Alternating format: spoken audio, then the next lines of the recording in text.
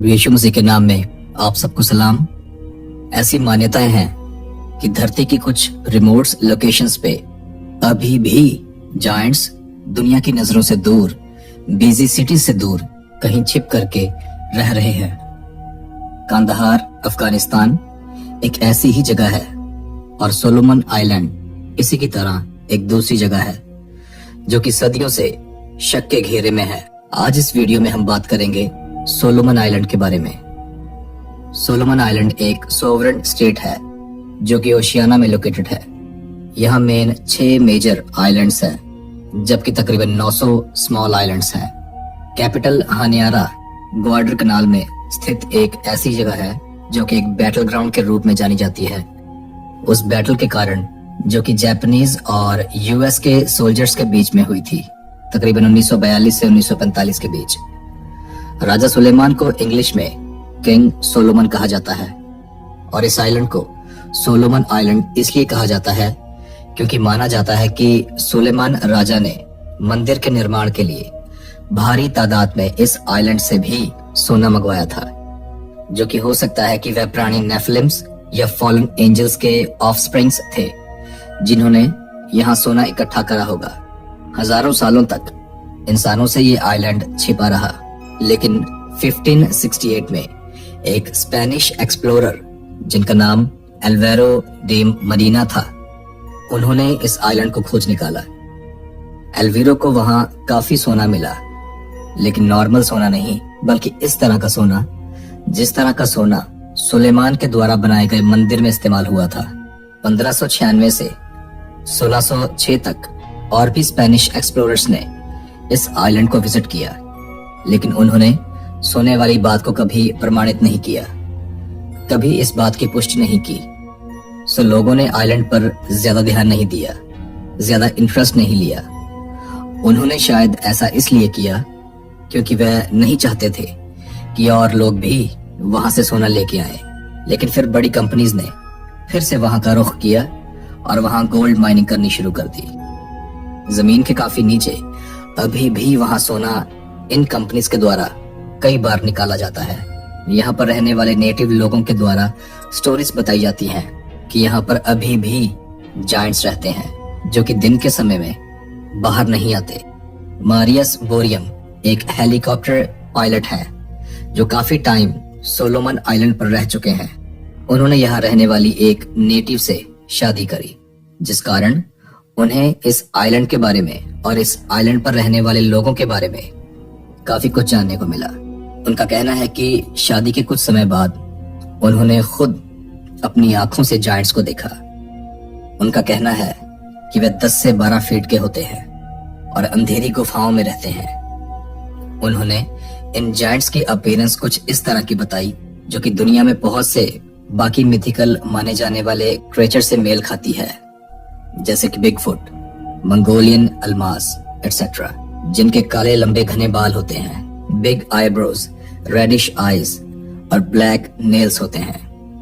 उनका ऐसा कहना है कि जायंट्स की 3 अलग अलग जातियां होती हैं। बड़े वाले तकरीबन 12 से 5 फीट के होते हैं, दूसरी प्रजाति वाले इनसे छोटे और तीसरी प्रजाति वाले स्मॉलेस्ट होते हैं, बट स्टिल वे नॉर्मल इंसान से बड़े और तगड़े होते हैं। मारियस बोरियम ने एक बुक लिखी है जिसका नाम है सोलोमन आइलैंड मिस्ट्रीज, जिसमें उन्होंने जायंट्स के बारे में काफी जानकारियां दी हैं। उन्होंने अपनी किताब में यह भी लिखा कि ये जायंट्स इंसानी गांव पर हमला करके इंसानों को उठा के ले जाते हैं।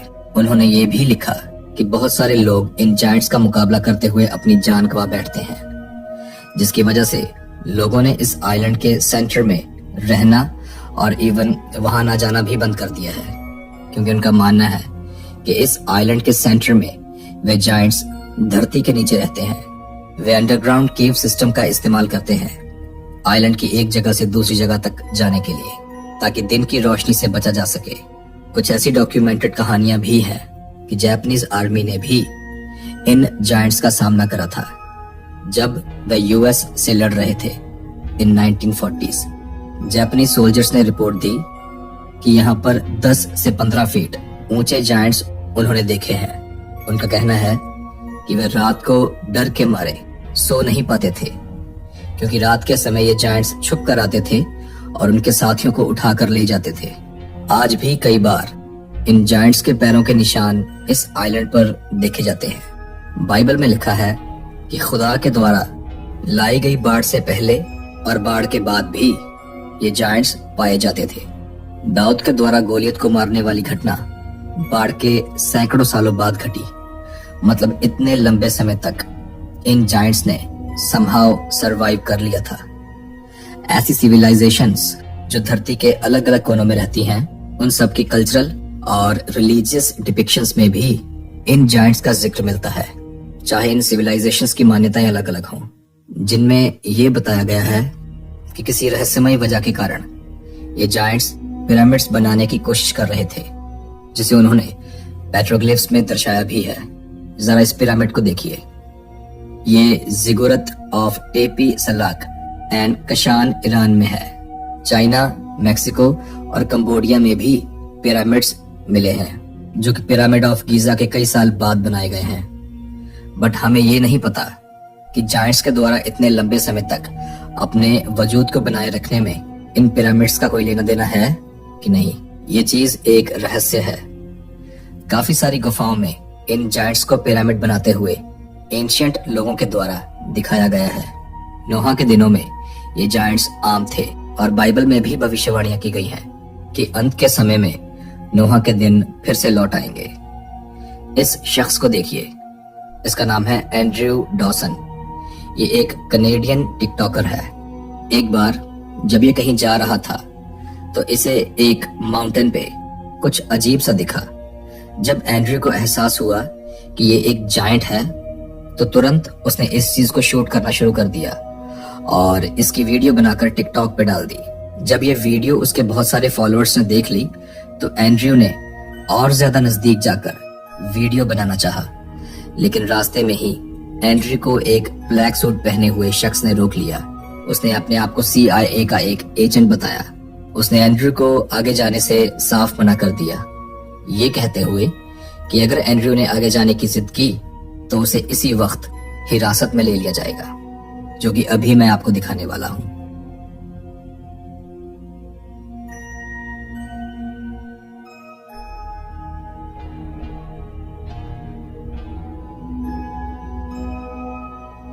इसके बाद एंड्रयू के घर के आसपास उसे पुलिस की गाड़ियां घूमती हुई नजर आने लगी। एंड्रयू ने अपनी एक टिकटॉक वीडियो में बताया कि हर वक्त उसके घर पर नजर रखी जाती थी। कुछ हफ्तों के बाद एंड्रयू एक वीडियो अपलोड करता है जिसमें वह बताता है कि जो वीडियो उसने पहले अपलोड करी थी दरअसल वह सब फेक था। उसने ये सब ड्रामा फेम कमाने के लिए करा था। जरा इस वीडियो को देखिए। Hey guys, I just want to give you an update. I'm not dead. I have not disappeared.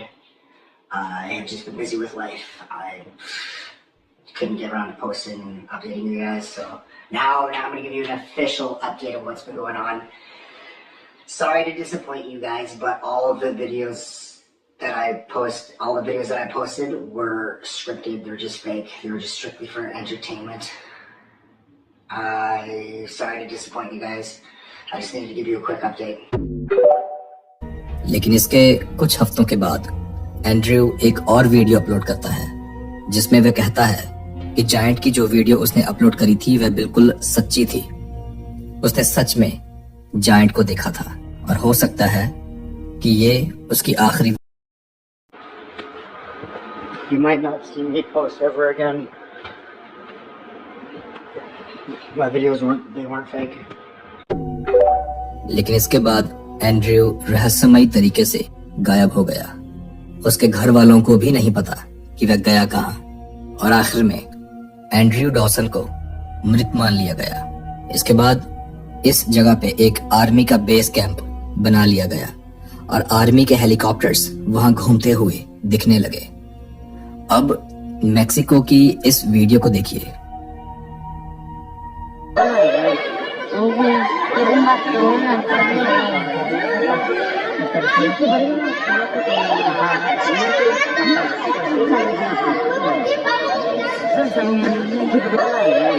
Oke, kirim bantuan nanti.